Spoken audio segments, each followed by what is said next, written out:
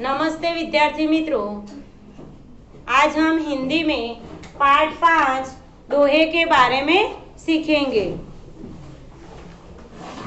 Page number है 28। आपके पास book हो तो निकालिए पेज नंबर 28।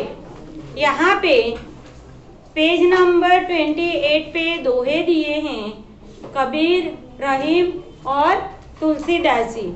तो इस दोहे में कबीर, रहीम, तुलसीदास जी ने बहुत सारी जीवन उपयोगी बातें इस दोहे के द्वारा हमें बताई गई हैं।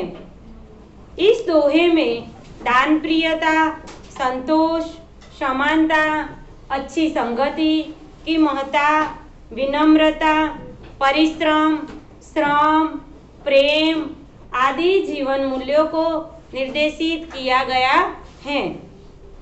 तो जो संत कबीर थे वो 15वीं शताब्दी के कवि थे। आपने हिंदू और मुसलमानों को उनकी गलतियों के लिए फटकारा है और दोनों को हिल मिलकर रहने का उपदेश दिया है। रहीम पूरा नाम अब्दुल रहीम खाना है। आप बड़े उदार और अनुभवी थे। हिंदी में आपने बोधप्रद दोहे लिखे हैं। और जो संत तुलसीदास जी थे वो संत तुलसीदास जी 16वीं शताब्दी के प्रसिद्ध राम भक्त कवि थे।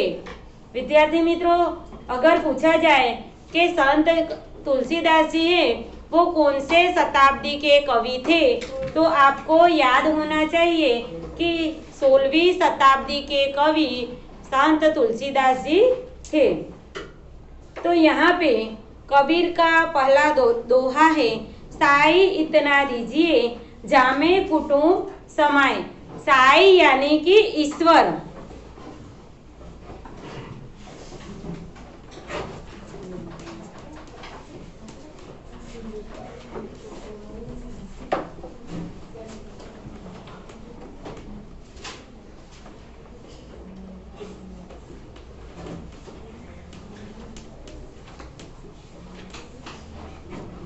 साई यानी कि ईश्वर, कुटुंब।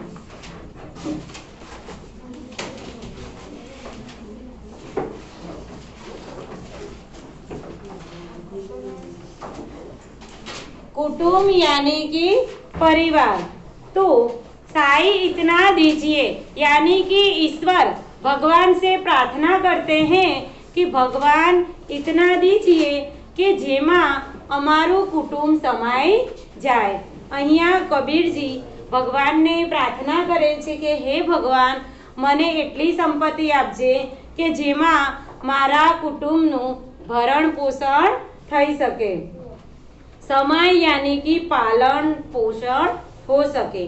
साई इतना दीजिए, साई यानी कि ईश्वर, हे भगवान हमें इतना धन दीजिए जामे कुटुंब समाय। कुटुंब यानी कि परिवार, जेमा अमारो परिवार समाई जाए। समय यानी कि पालन पोषण थई सके। मैं भी भूखा न रहूं, साधु न भूखा जाए। एटले के हे भगवान, हे ईश्वर, એટલું ધન મને આપજે કે જેમાં મારું કુટુંબ પણ ભૂખ્યું ન રહે અને મારા દરવાજે આવેલો સાધુ સંત પણ ભૂખ્યો ન જાય। તેવી ઈશ્વર સાઈ ભગવાનને પ્રાર્થના કરે છે। साई इतना दीजिए जामे कुटुंब समाए, मैं भी भूखा न रहूं, साधु भूखा न जाए। यानी कि साई ईश्वर, हे ईश्वर मुझे इतना धन दीजिए जिसमें मेरा कुटुंब भी समाए और मैं भी भूखा न रहूं और मेरे द्वार पे जो साधु संत भिक्षा लेने के लिए आए वो भी खाली हाथ न जाए। उसके बाद दूसरा दोहा है, बिना विचारे जो करे सो पाछो पछताए। पाछो यानी कि बाद में।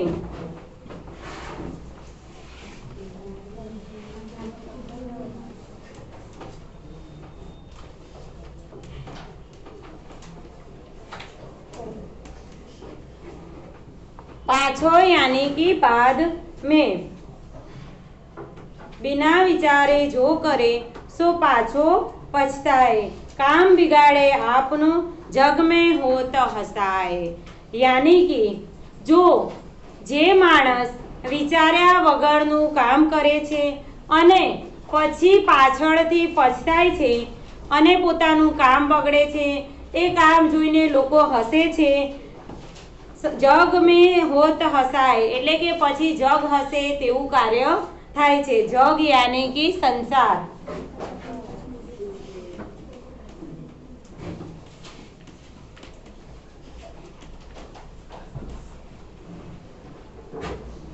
बिना विचारे जो करे सो पाछो पछताए।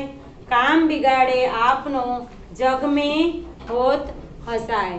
यानी कि जो सोचे समझे बिना कार्य करता है, कुछ भी काम करने से पहले 10 बार सोच लेना चाहिए कि इस काम का परिणाम अंत में क्या आएगा।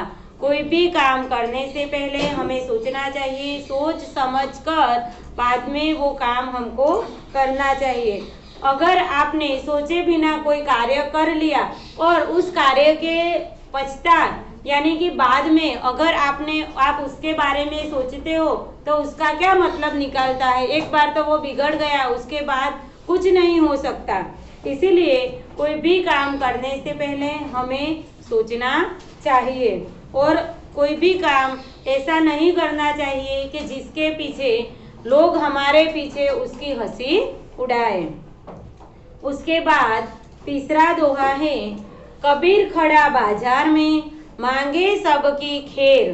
खैर यानी कि कुशलता।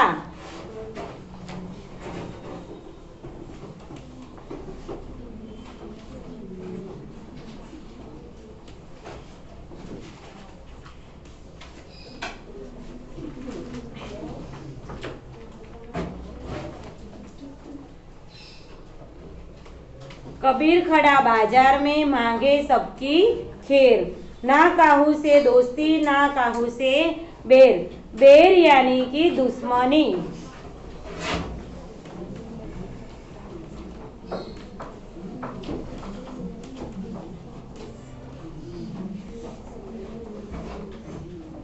शत्रुता भी होता है।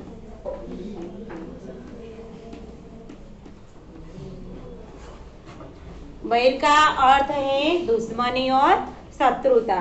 तो यहाँ पे कबीर है वो बाजार में खड़े हैं। कबीर हैं वो बाजार में खड़े हैं और सबके लिए यानी कि पूरे संसार के लिए, जग के लिए कि कुशलता खैर सब कुशल मंगल रहे ऐसी कामना करते हैं और उनसे किसी से दुश्मनी भी नहीं है और दोस्ती भी नहीं है। इसीलिए कबीर कहते हैं कि कबीर खड़ा बाजार में मांगे सबकी खैर। यानी कि वो बाजार में खड़े हैं, सबके लिए खैर कुशलता की कामना करते हैं। ना काहू से दोस्ती ना काहू से बैर, यानी कि न किसी से दोस्ती और न किसी से दुश्मनी। उसके बाद रहीम जी के दोहे हैं। तो यहाँ पे रहीम जी कह रहे हैं कि रहीमन वे नर मर चुके जो कहू मांगन जाही। रहीमन वे नर, नर यानी कि मनुष्य।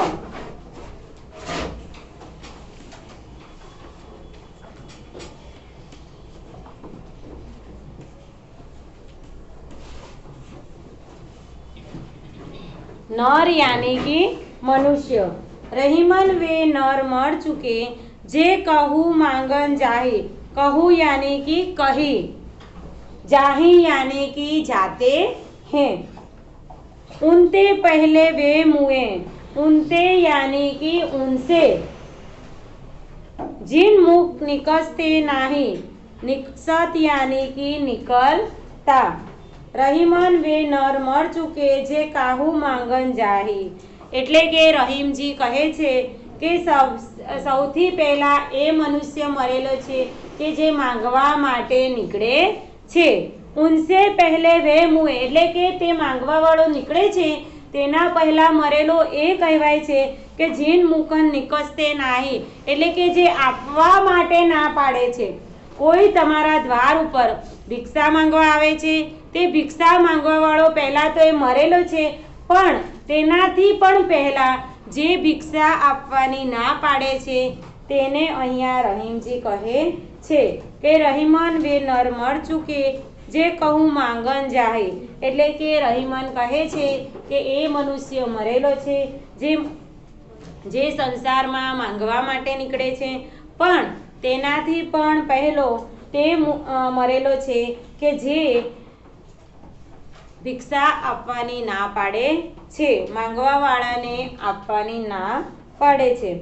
જો રહીમ उत्तम प्रकृति का કરી सकत कुसंग, प्रकृति यानी कि स्वभाव,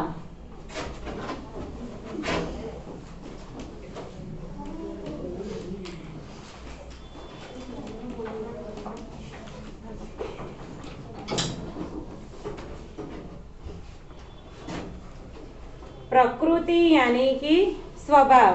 जो रहीम उत्तम प्रकृति का करी सकत कुसंग, कुसंग यानी कि बुरी संगति.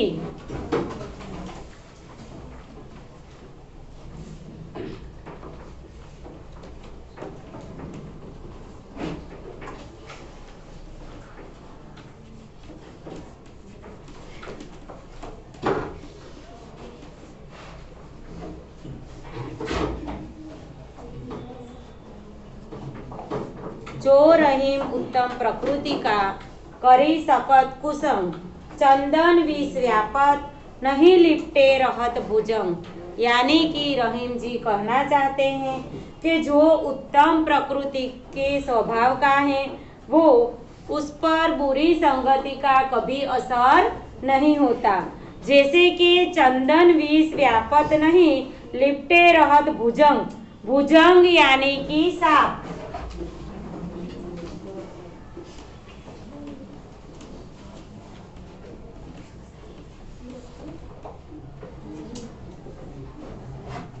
भुजंग यानी कि सांप. तो यहाँ पे रहीम कहते हैं कि जिसका स्वभाव, जिसकी प्रकृति उत्तम है उस पर कभी बुरी संगति का असर नहीं होता. जैसे कि चंदन का पेड़ है, उस पर सांप लिपटा हुआ है, फिर भी सांप का जो विष है उसका असर उस पेड़ पर नहीं होता. इस तरह अगर अपना स्वभाव अच्छा है तो हम पर किसी बुरी संगति का असर नहीं होता.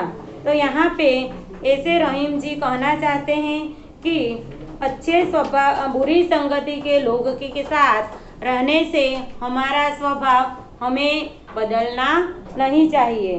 तो जैसे चंदन के वृक्ष पर सांप का जेर का असर नहीं होता, वैसे ही हमारे स्वभाव में भी अंतर नहीं होना चाहिए.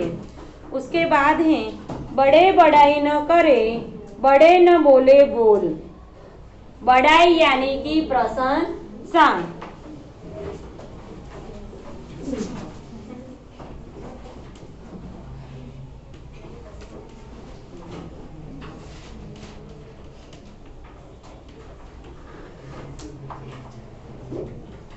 बड़ाई यानी कि प्रशंसा. बड़े बड़ाई न करे, बड़े न बोले बोल, रहीमन हीरा कब कहे लाख टका मेरो मोल. यानी कि इसमें रहीम जी कहते हैं इस दोहे में कि जो बड़े लोग होते हैं वो अपनी खुद की बड़ाई कभी नहीं करते. जो बड़े लोग होते हैं वो अपनी खुद की बड़ाई कभी नहीं करते कि मैं ऐसा हूँ, मेरे पास इतना है, मेरे पास इतना है, ऐसा कभी नहीं करते. और बड़ी बड़ी बातें भी कभी नहीं करते. जैसे कि हीरा कभी अपने गुणगान नहीं गाते.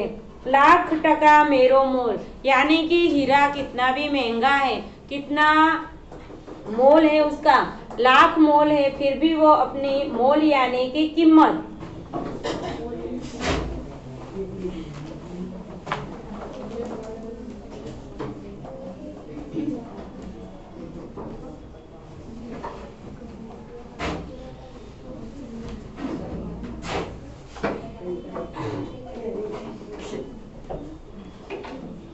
कीमत, मूल्य भी होता है, मोल यानी कि कीमत, मूल्य।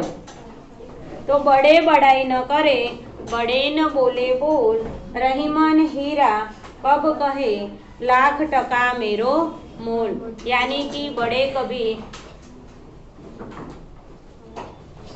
कभी अपनी बड़ाई नहीं करते, बड़ी बड़ी बात नहीं करते।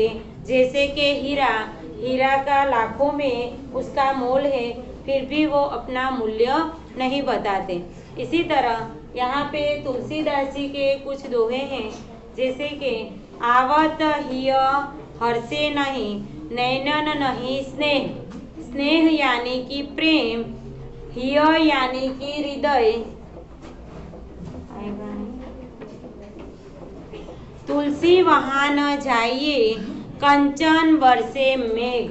कंचन यानी कि सोना, कंचन का अर्थ है सोना, मेघ यानी कि बादल, हिय यानी कि हृदय, आवत यानी कि आने पर, हर्षे यानी कि प्रसन्न होते हैं, नैनन यानी कि नयन, नैनन का अर्थ है नयन, स्नेह यानी कि प्रेम। यहाँ पे आवत हिय हर्षे नहीं, यानी कि अपने घर पे कोई आए तो अपने चेहरे पर हंसी न आए, नैनन नहीं स्नेह, उनकी आंखों में तुम्हारे लिए स्नेह नहीं हो, तुलसी वहां न जाइए, उसके घर कभी नहीं जाना चाहिए। कंचन बरसे मेघ, यानी कि भले ही सोना क्यों न बरसे, એટલે કે તુલસીદાસજી એવું કહે છે કે તમે જેના ઘરે જાઓ છો તેને તમને જોઈને તેના ચહેરા પર સ્મિત નથી આવતું, તેના આંખોમાં સ્નેહ નથી હોતો, એ લોકોના ઘરે ક્યારે જવું જોઈએ નહીં, ભલે ને સોનાનો વરસાદ વરસતો હોય। उसके बाद है विद्या धन उद्यम, बिना कहाँ जू पावे कौन, बिना डुलाए न मिले जो पंखा को कौन। यानी कि विद्या धन उद्यम बिना, उद्यम यानी कि परिश्रम, तो परिश्रम के बिना विद्या भी हमें प्राप्त नहीं होती। कहाँ जू पाव कौन, पावे यानी कि पता है, बिना डुलाए न मिले, यानी कि हाथ हलाव्या वगर पण पंखा को पण, पंखानी हवा पण મળતી નથી। એટલે કે વિદ્યા પ્રાપ્ત કરવા માટે પણ આપણે મહેનત કરવી પડે છે। વગર હાથ હલાવીએ, यानी कि पंखो चालू करवा माटे આપણે હાથનો પણ ઉપયોગ કરવો પડે છે, ત્યારે જ એ પણ ચાલુ થાય છે। આપણે જો બેઠા બેઠા એમ કહીએ કે પંખો ચાલુ થઈ જાય તો થઈ જશે, નહીં થાય। એટલે કોઈ પણ કામ માટે આપણે પરિશ્રમ કરવો જરૂરી છે। એટલે કે તુલસીદાસજી આ દોહા દ્વારા આપણને સમજાવવા માંગે છે કે વિદ્યા ધન ઉદ્યમ વિના, એટલે કે વિદ્યાની પ્રાપ્તિ પણ આપણને પરિશ્રમ વગર પ્રાપ્ત થતી નથી। बिना डुलाए न मिले जो पंखा का पौन, पौन यानी कि पवन हवा। तो यहाँ पे कबीर, रहीम और तुलसीदास जी इस दोहे में हमें कुछ न कुछ सिखाया गया है। यहाँ पे अच्छे मूल्य हमें इससे सीखने को मिलते हैं। तो यहाँ पे कुछ शब्दार्थ थे विद्यार्थी मित्रों।